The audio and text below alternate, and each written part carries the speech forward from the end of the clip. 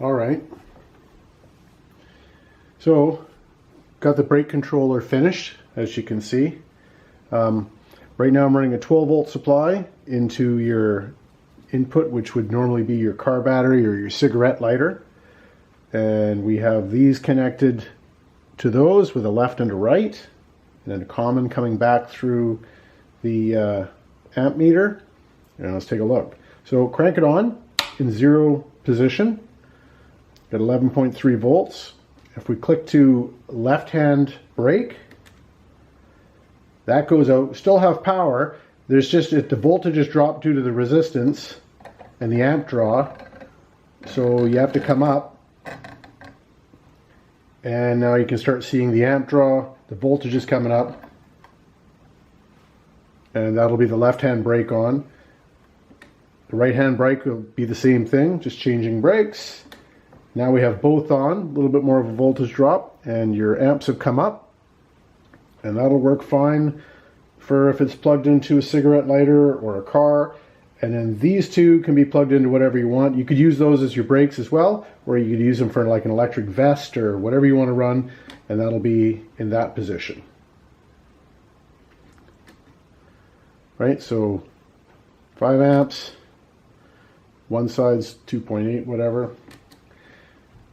And then that's running off the 12 volt here through the rheostat, goes through here, so you get a volt reading, through the switches, fuses, off to your plugs through the selector switch.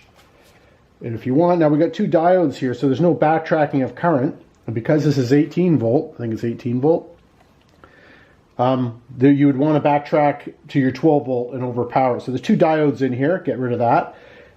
Setting at the amp draw of both brakes, around 5-6 amps in there. 1 ohm resistor, a big 200 watt 1 ohm resistor. Now because we got nothing hooked up, we're showing a high voltage, the 18 volt. And this is going to give us a varying resistance based on how much current is going through it.